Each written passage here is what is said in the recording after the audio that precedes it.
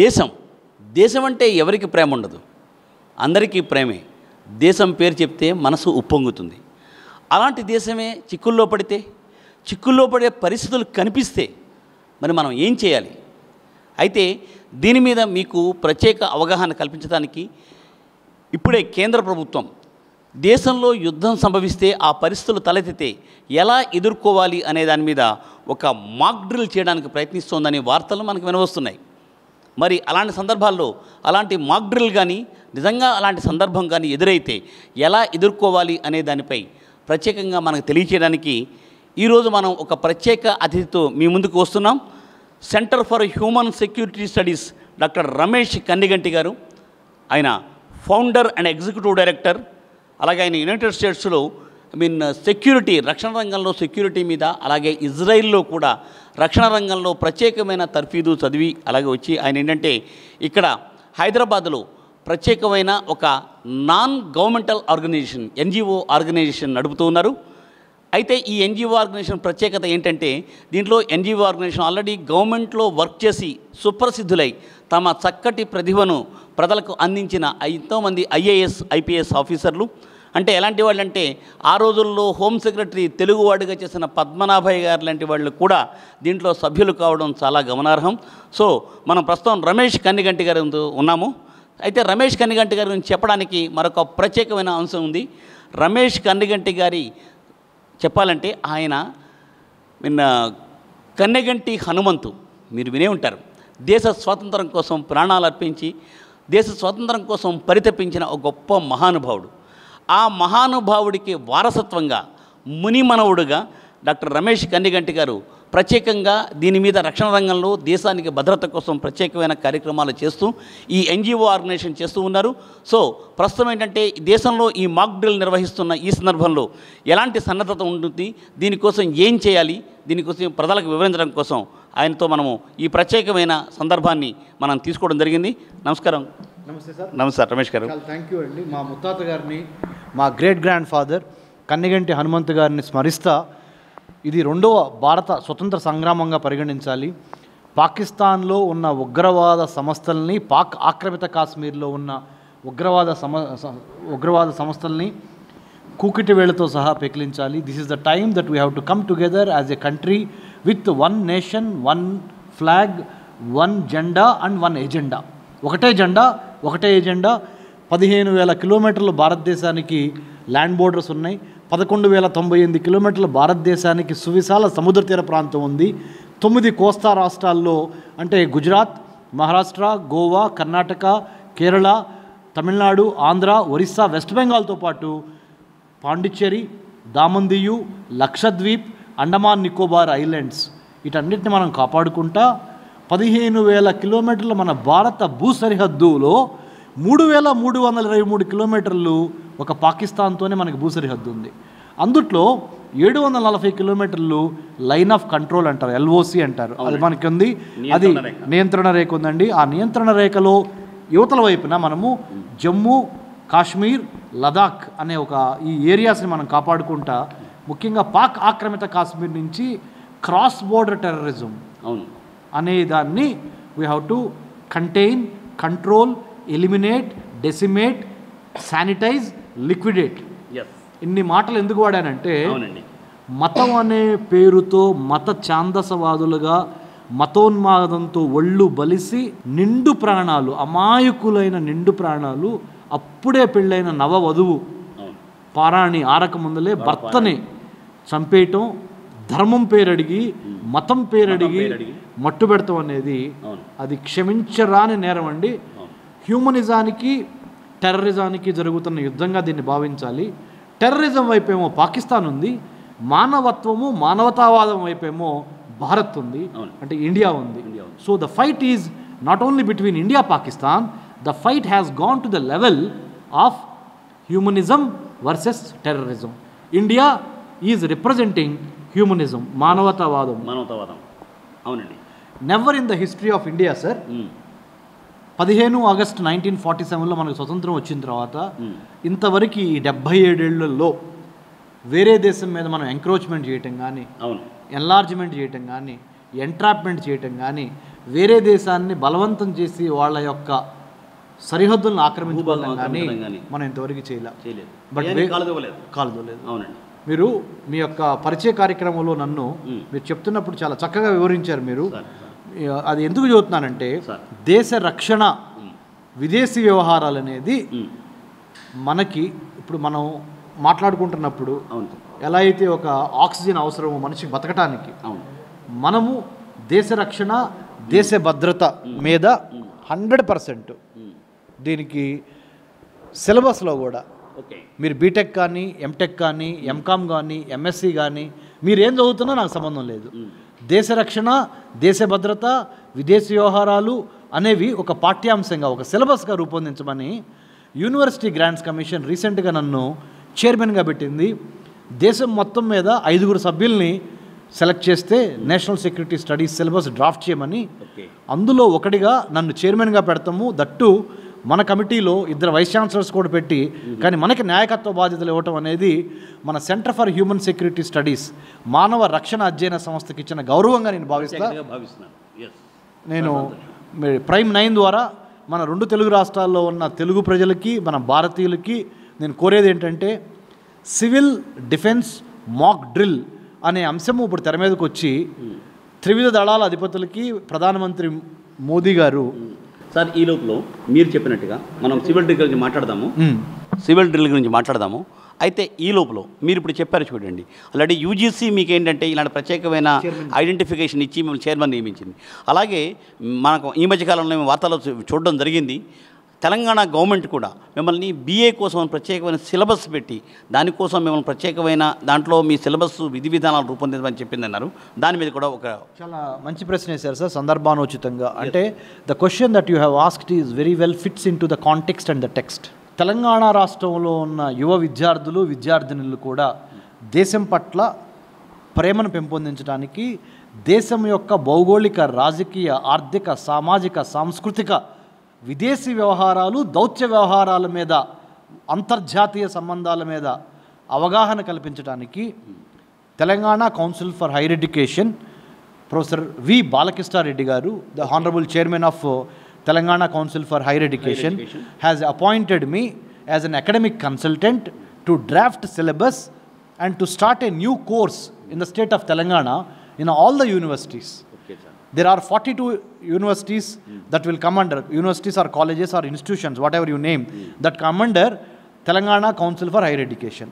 దాని చైర్మన్ బాలకృష్ణారెడ్డి గారు నాకు ఏం బాధ్యత అప్పచెప్పించారంటే, doctor Ramesh, why not we encourage our Telangana students towards studying a course related to defense, security and foreign affairs. అందుకని మేము ఏం చేసాము, BA in defence and security స్టడీస్ని 2025 జూన్ నుంచే ప్రవేశపెట్టాలని నిన్నే తెలంగాణ రాష్ట్ర ఉన్నత విద్యామండలిలో మీటింగ్ కూడా పూర్తయింది. నా first draft of syllabus army navy ఆఫీసర్స్ని సంప్రదించి నేను రాసింది ప్రొఫెసర్ బాలకృష్ణారెడ్డి గారికి చైర్మన్ గారికి సబ్మిట్ చేయడం జరిగింది. అది 2వ డ్రాఫ్ట్ 3వ డ్రాఫ్ట్గా దాన్ని త్వరగా మార్పులు చేర్పులు చేసి జూన్ నుంచి విద్యార్థులకి, అంటే ఒక పక్కన భారతదేశం పాకిస్తాన్కి మధ్య ఈ ఘర్షణ వాతావరణం, ముఖ్యంగా పాకిస్తాన్కి బుద్ధి చెప్పే వ్యవహారంలో మనం ఉన్నాము. కాబట్టి భారతదేశంతో పాటు హైదరాబాద్ని మనం దృష్టిలో పెట్టుకున్నప్పుడు సార్ డిఫెన్స్ ఇండస్ట్రీ చాలా పెరుగుదల ఉంది ఇక్కడ. డిఫెన్స్ ఆదిబట్లలో మరికి అపాచీ హెలికాప్టర్స్ తయారు చేసే ఉంది. దాంతోపాటుగా DRDO, DLRL, ఇంకా ECIL, BHEL, BDL, ICRISAT, national geophysical research, ఇలా CCMB, centre for cellular and molecular biology, centre for chemical technology, ఇన్ని రకాలకి సెంటర్ ఫర్ లెదర్ టెక్నాలజీ, ఇన్ని హైదరాబాద్లో కేంద్ర స్థానంగా పనిచేస్తున్నాయి. కాబట్టి మన స్టూడెంట్స్ దేశ రక్షణ దేశ భద్రత విదేశీ వ్యవహారాల మీద చదువుకోవడానికి BA లెవెల్లోనే 3 సంవత్సరాల కోర్సుని ప్రవేశపెట్టబోతున్నాం. తర్వాత 4 years BA హానర్స్ కూడా ప్రవేశపెట్టబోతున్నాం. తర్వాత పోస్ట్ గ్రాడ్యుయేట్ లెవెల్లో కూడా MA in defence and security studies. ఇప్పుడు వరకు డిఫెన్సు సెక్యూరిటీ చదువుకోవాలి అంటే, ఇంటర్నేషనల్ రిలేషన్స్ చదువుకోవాలంటే తెలంగాణ విద్యార్థులు మన తెలంగాణ దాటి అటు ఢిల్లీకో ఇటు గుజరాత్కో అటు చెన్నైకో లేకపోతే అటు పాండిచ్చేరికో వెళ్లాల్సిన పరిస్థితుల్ని వేరే ప్రాంతాలకు వెళ్ళి చాలా ఖర్చుతో కూడుకున్న పరిస్థితులను తగ్గించి సామాన్యమైన రైతు కూలీ, శ్రామిక కూలీ కొడుకు, నార్మల్గా ఆదాయం తక్కువ ఉన్న వాళ్ళైనా సరే విద్య అనే ఒక ఆయుధం ద్వారా తమ తలరాతను మార్చుకునే విధంగా, ప్రపంచంలో భారత్ గర్వంగా నిలబడే విధంగా మరి భారత్ని సుశిక్షితుల్ని చేయాలి, భారతదేశ రక్షణ కోసం అని చెప్పి వాళ్ళు ఏంటంటే ఎడ్యుకేషన్ పరంగా కూడా బలోపేతం కావాలని తప్పనిసరిగా సార్ మీ ఆ ప్రయత్నము, తెలంగాణ గవర్నమెంట్ ప్రయత్నం విజయవంతం కావాలని ప్రైమ్ మినిస్టర్ మేము కోరుకుంటున్నాము. అయితే మరొకసారి ఇప్పుడు మీరు చెప్తున్నట్టు ఏంటంటే ఇందాక మనం మాట్లాడుకుంటున్నప్పుడు ఏంటంటే మేము మాక్ డ్రిల్, ఇప్పుడు ప్రస్తుతం ఏంటంటే ప్రముఖంగా వార్తల్లో ఉంది మాక్ డ్రిల్. అసలు ఏంటి సార్ ఈ మాక్ డ్రిల్ అంటే ఏంటంటే ఎలాంటి సన్నద్ధత ఉండాలి, అసలు సామాన్య ప్రజలకి ఈ మాక్ డ్రిల్ ఏంటి అంటే ఏం జరుగుతుంది, అసలు యుద్ధం అంటే ఏంటని కొద్దిగా వివరిస్తారా? తప్పకుండా సార్, చాలా మంచి ప్రశ్న sir. It's a meaningful contextual question again. You know why? నేను ఇజ్రాయెల్లో చదువుకున్నానని చెప్పాను. అవునండి. ఇజ్రాయెల్లో చదువుకున్న రోజుల్లో అక్కడ ఇజ్రాయెలీ డిఫెన్స్ ఫోర్సెస్ యుద్ధం వచ్చినప్పుడు యుద్ధానికి సంబంధించి శత్రు దేశాలు దాడి చేస్తే, సపోజ్ ఇదే బిల్డింగ్ ఉంది, అవునండి, ఈ బిల్డింగ్లో బంకర్ ఉంటుంది, కింద బంకర్ అంటే సురక్షితమైన ప్రాంతము. అవును. అలా బంకర్స్లో ఎలా ఉండాలి, సైరన్ వచ్చినప్పుడు ఎలా తలదాచుకోవాలి, ఎక్కడ తలదాచుకోవాలి, red colour, orange colour, green colour అనే ఒక సింబల్స్. మళ్ళీ సైరన్స్లో కూడా రకాలు ఉంటాయి. ఫ్యూ సెకండ్స్ ఉంటే అది దేనికి చిహ్నము, 30 సెకండ్స్ వరకు సైరన్ మోగితే అది దేనికి చిహ్నము, 1 మినిట్ వరకు సైరన్ మోగితే అది దేనికి చిహ్నము. In case of chemical, biological, radiological వెపన్స్తో అటాక్ చేసినప్పుడు మనం ఫుడ్ ఎలా తినాలి, వాటర్ ఎలా తాగాలి, గాలి ఎలా పీల్చాలి, ఎటువంటి ఇంజెక్షన్ని మన శరీరంలోకి మనమే ఇంజెక్ట్ చేసుకోవాలి, ఎటువంటి గ్యాస్ మాస్క్ పెట్టుకోవాలి, ఎలా గ్యాస్ మాస్క్ పెట్టుకోవాలి. తర్వాత ఈ సైరన్స్ వచ్చినప్పుడు రద్దీగా ఉండే మార్కెట్ ప్లేసెస్లో కానీ, సినిమా హాల్స్లో కానీ, మాల్స్లో కానీ మనం ఎక్కడన్నా ఉంటే అప్పుడు ఎటువంటి చర్యలు తీసుకోవాలి. వీటితో పాటుగా Hyderabad is known for gated communities. అవునండి. Lot of apartments are there.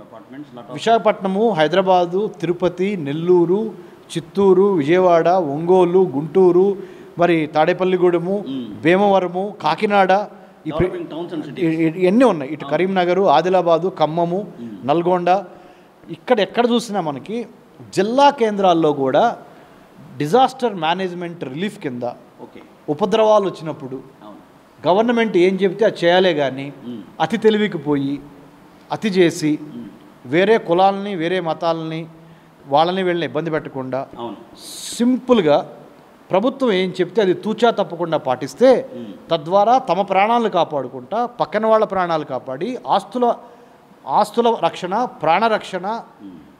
ఈ యొక్క యుద్ధ సమయంలోనే శత్రు దేశాలు ఏం చేస్తాయంటే సోషల్ మీడియా ద్వారా తప్పుడు న్యూస్, ఫేక్ న్యూస్ని ప్రచారం చేసి మన మధ్య ఐక్యతని దెబ్బతీసే విధంగా రూమర్ మాంగరింగ్ని ఎలా ఎదుర్కోవాలి అనేది కూడా చేయాలి. ప్రైమ్ 9 టీవీ ద్వారా, చాలా బాధ్యతాయుతమైన ప్రైమ్ 9 టీవీ ద్వారా నేను ప్రజలకు చెప్పేది ఏంటంటే, దయచేసి సోషల్ మీడియాలో వచ్చే న్యూస్ని బేస్ చేసుకొని మీరు డెసిషన్స్ తీసుకోవద్దు. ప్రభుత్వ పరంగా వచ్చే న్యూస్ని మాత్రమే నమ్మండి. ప్రభుత్వ పరంగా న్యూస్ ఎట్లా వస్తుంది అన్నప్పుడు ప్రభుత్వం యొక్క వెబ్సైట్స్ అయిన ministry of home affairs, ministry of defence అనే వెబ్సైట్స్కి సంబంధించి ఆ వెబ్సైట్లో పొందుపరిచే సమాచారాన్ని మాత్రమే నమ్మండి. లేదా అఫీషియల్గా వచ్చే న్యూస్ ఛానల్స్లో సమాచారాన్ని నమ్మండి. అంతేగాని సోషల్ మీడియాలో వచ్చే పోస్టుల్ని నమ్మొద్దు. ఎందుకంటే ఆర్టిఫిషియల్ ఇంటెలిజెన్స్ ద్వారా, కృత్రిమ మేధస్సు ద్వారా తప్పుడు ఫేక్ ప్రచారం చేసే అవకాశము ఈ సమయంలో చాలా ఎక్కువగా ఉంది. ఈ డిజిటలైజేషను యుగంలో ఏఐ ఉపయోగించి ఏఐ ద్వారా తప్పుడు సమాచారాన్ని డీప్ ఫేక్ వాయిసెస్ ద్వారా ప్రధానమంత్రి గారు మాట్లాడపోయినా ప్రధానమంత్రి గారి స్వరంతో, ప్రధానమంత్రి గారు మాట్లాడపోయినా ప్రధానమంత్రి గారి ఫోటోతో, ఇట్లా రకరకాల వాళ్ళు చేసే అవకాశం ఉంది. కాబట్టి డీప్ ఫేక్, ముఖ్యంగా ఏఐ సంబంధించి dark side of artificial intelligence ఉపయోగించి ఇబ్బంది పెట్టే అవకాశాలు ఉన్నాయి. కాబట్టి సోషల్ మీడియాని అస్సలు నమ్మొద్దు. సోషల్ మీడియా పోస్టులు అసలు నమ్మొద్దు. దయచేసి ప్రభుత్వం యొక్క గవర్నమెంట్ యొక్క విధి విధానాలు మాత్రమే నమ్మండి. ఎమోషనల్ నిర్ణయాలు కూడా తీసుకోకుండా ఉండడం అనేది చాలా అవసరం. అంటే ఇప్పుడు ఎమోషనల్ ఆ బ్యాలెన్స్ని మెయింటైన్ చేస్తా ఉండాలి. తర్వాత చెప్పాను కదా సార్, ఒకటే జెండా ఒకటే ఎజెండా. భారతదేశ రక్షణ, ముఖ్యంగా పాకిస్తాన్కి సంబంధించి తీవ్రవాద మూకలు ఏవైతే ఉన్నాయో, humanism versus terrorism, the fight is between humanism versus terrorism. ఆ టెర్రరిజాన్ని అంతమొందించడానికి, హ్యూమనిజం గెలుపొందించడానికి ఎటువంటి చర్యలు తీసుకోవాలి అనే దాని మీద ఉండాలి. దానికి సంబంధించి ఈ సివిల్ డిఫెన్స్ మాక్ డ్రిల్ని తూచా తప్పకుండా పాటించండి. ఇవాళ రాత్రి ప్రధానమంత్రి మోడీ గారు దేశాన్ని ఉద్దేశించి మాట్లాడబోతున్నారు. అందరూ దాన్ని గమనించండి, దాన్ని పూర్తిగా ఆయన చెప్పేది ఆచరించండి. విజయోస్తు, మనకి విజయం తప్పనిసరిగా దొక్కుద్ది. ఇంకోటి ఏంటంటే ఒకటే జెండా ఒకటే ఎజెండా, భారతదేశ రక్షణ. ఇప్పుడు మనందరం కలిసి ఉండాలి. తర్వాత పేదవారిని, కార్మిక శ్రామికులకి అవసరమైతే రాబోతున్న రోజుల్లో ఏదన్నా ఫుడ్ సప్లై చేయాలన్నా, ఫుడ్ షేర్ చేయాలన్నా ఇలాంటివన్నీ చేయండి. Thank you. రిగార్డ్స్. జై హింద్. డాక్టర్ రమేష్ కన్నగంటి. చూసారుగా. సో దేశ రక్షణ అనేది మనకి ప్రథమ కర్తవ్యం అని, అలాగే ఏంటంటే దేశ రక్షణ కోసం తప్పనిసరిగా ప్రధానమంత్రి గారు మనకిచ్చే సందేశాన్ని తూచా తప్పకుండా పాటించి, అట్లాగే ఏంటంటే ప్రధానమంత్రి గారు చెప్పే సూచనలు పాటించండి, అలాగే డిఫెన్స్ మిలిటరీ నుంచి సూచనలు పాటించండి. తప్పనిసరిగా ఏంటంటే అవన్నీ పాటిస్తూ పేదవాళ్ళు అలాంటి మామూలు మధ్యతరగతి వాళ్ళు ఎవరికైనా రాబోయే రోజుల్లో ఈ యుద్ధం తలెత్తిన ఎటువంటి విపత్కర పరిస్థితులు ఎదురైతే అట్లాంటి వాటిని కూడా ఎదుర్కొనేటప్పుడు వాళ్ళకి మీకు తోచిన ఇతోధిక సహాయం, తిండి కానీ బట్టలు కానీ మరొకటి కానీ సహాయం చేసి తప్పనిసరిగా ఏంటంటే దేశ రక్షణలో దేశం కోసం మీ వంతు శ్రమని, మీ వంతు ఎంతో కొంత మీకు తోచింది చేయండి అని చెప్పి రమేష్ గారు చెప్తూ ఉన్నారు. సో ఇది ఇవాళ స్పెషల్ ఇంటర్వ్యూ. సో మీకు ఫైనల్గా చెప్పేది ఏంటంటే ఏది ఏమైనా దేశహితం ప్రధానం. కాబట్టి మనందరం ఒకటి, మనందరం దేశం కోసమే. సో మనందరం దేశం కోసం అహర్నిశలు పాటుపడాలి, అహర్నిశలు కష్టపడాలి. జై హింద్.